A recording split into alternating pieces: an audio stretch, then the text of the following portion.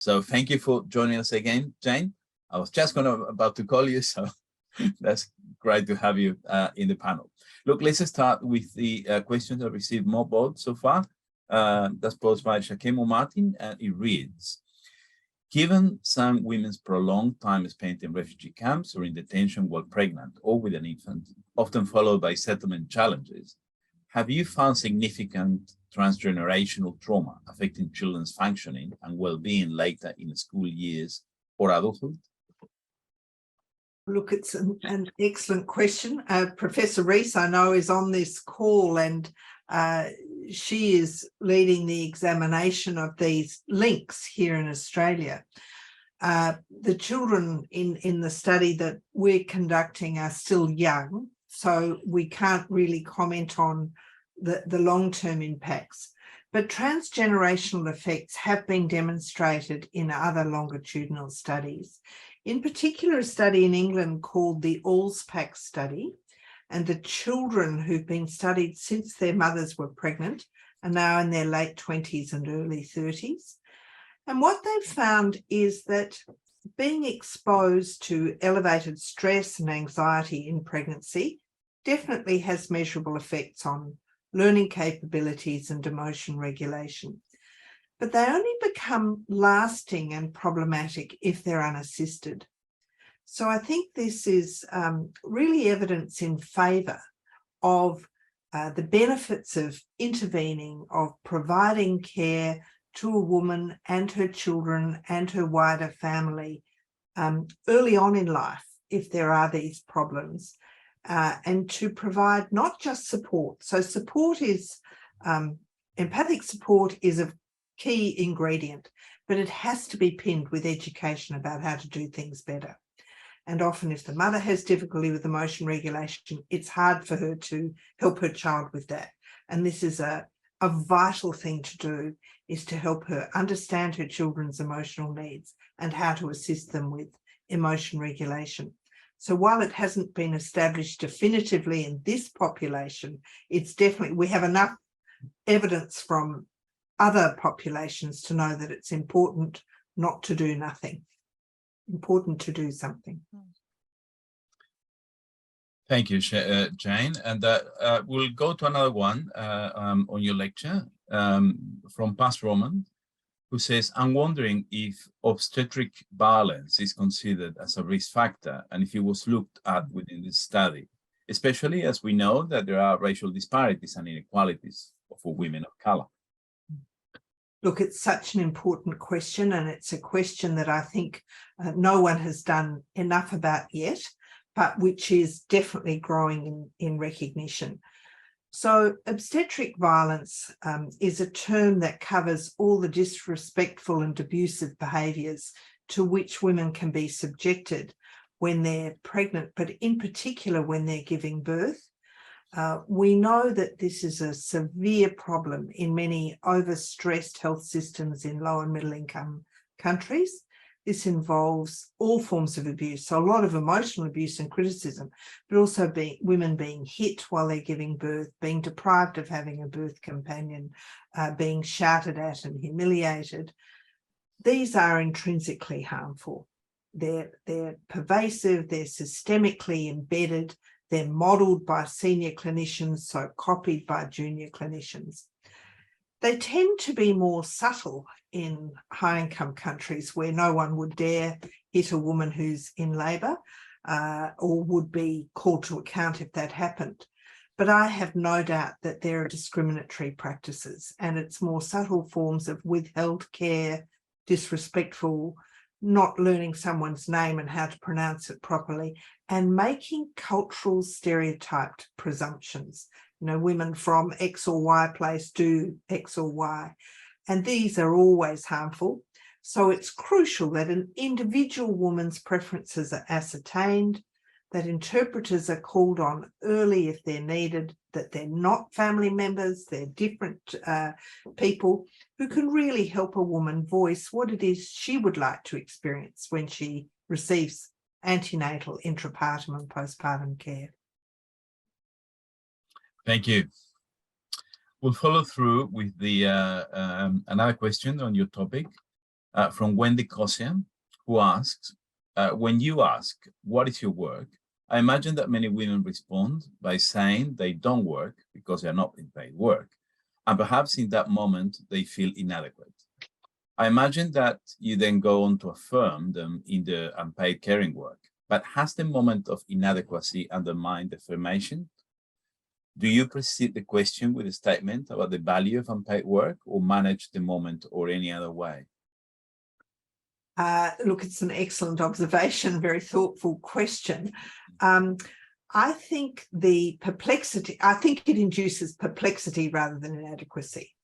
And that is a powerful teachable moment. And it's one we should capitalize on very respectfully by even acknowledging the perplexity and pointing out that what she's doing is of enormous value to society, and to coach her to respect herself and her work more. Ideally, if a partner is present, it's a very good opportunity to follow on with inquiry into how it's shared and what he does. So I would obviously try to avoid at all costs making a woman feel inadequate, but I would respond. I don't avoid perplexity, doing something that might be unexpected, as long as it's done in a skilled and thoughtful way. Thank you. The next question is, does the age of the mother and the number of children she has had an influence on perinatal CMD? I'm sure Belinda's got good responses for these too, but I'm pleased to take this one. We know that being very young makes it much more difficult to be a mother. So if a woman is aged under 19 or 20, she's still got major developmental tasks to achieve herself. If she's placed in a position either through forced or arranged marriage, or an unexpected or unintended pregnancy, or a pregnancy as a result of sexual violence, that these are much more difficult experiences. And so I think being very young is definitely associated with a greater burden of potential mental health problems. And they should almost be assumed. All her care should be psychologically informed. We shouldn't assume she doesn't want the baby, and we shouldn't assume she doesn't know how to look after it, but we need to provide care that is respectful of her and her needs. Of course, now in high-income countries, we're experiencing the contrasting problem, or maybe not a problem, of women having their first or subsequent children well into their mid-40s. It seems that there's really not an intrinsic psychological difficulty. They do bring greater maturity, greater financial security, often a better established professional identity to having a baby at that age. But the burden is that there are risks of adverse obstetric outcomes. So they can have more risk of babies with chromosomal abnormalities, premature birth, that are themselves psychologically burdensome. So, and infertility, we know, carries significant psychological challenges. So those would be my reflections on those situations, all made more complicated if you bring a history of having been a refugee, or had a prior pregnancy in a country where you were maltreated by healthcare professionals. All of those things you bring with you into a pregnancy here. Thank you. I might go now, unless you wanted to comment something on this, Belinda. I don't think I can add to that. All right. Look, the next one is one that doesn't specify which study, and maybe could apply to both, which is the question reads from Lillian Hammond. I'm curious whether this study controlled for developmental trauma, in addition to torture exposure and general refugee trauma exposure, considering its impacts on neurobiology and high prevalence in these cohorts. That's a very important point, and something I probably should have added to the limitations. No, the quick answer to that is no, it's not accounting for developmental trauma in the analyses we've conducted so far. So one of the reasons for that is just the limitations of the parameters you can add to these sorts of models, given the fact that our primary goal was to look at, torture exposure. So we conducted this study in 2 phases. The first phase was very much focused on the emotion processing and how torture affects motion processing. And we also collected the go, no go task during that phase. And then the second phase, we collected a smaller group and looked at social and attachment. And through that, we did conduct, as part of the clinical interview, a short form assessment of childhood trauma, not just trauma, so adverse events. And so one of sort of the next analyses that I'm keen to do is to sort of map whether or not exposure to those events are, have an impact on some of the brain functioning systems that we've identified, and what might be sort of how they might interact with the torture. The problem is the sample is on the small side. There are also very significant difficulties in the retrospective and accurate reporting of developmental trauma, particularly amongst people who have experienced subsequent adverse events such as torture.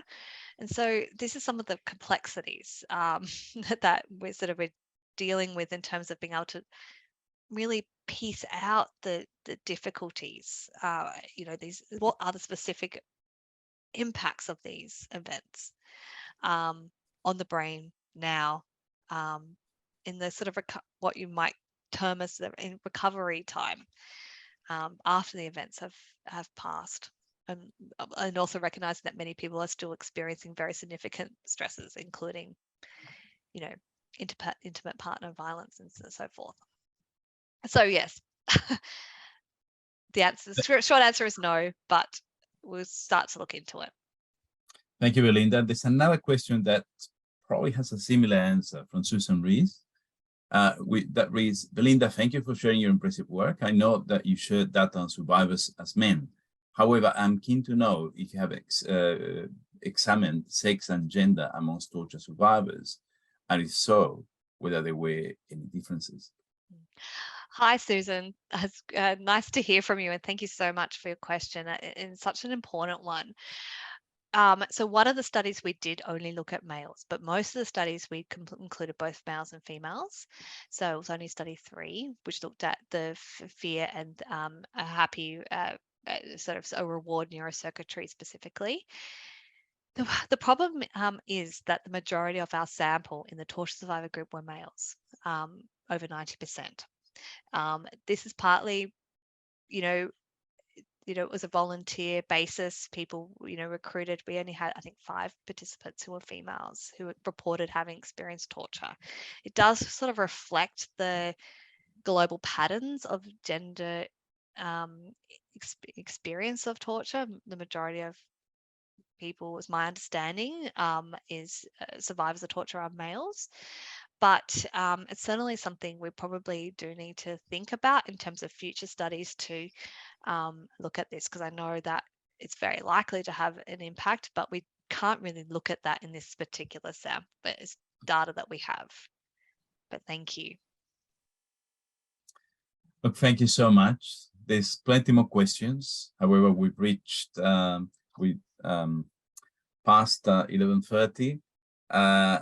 Look, these 2 lectures have been so interesting and full of implications. I really look forward to the opportunity for certainly follow up with both of you in terms of the implication for our own work.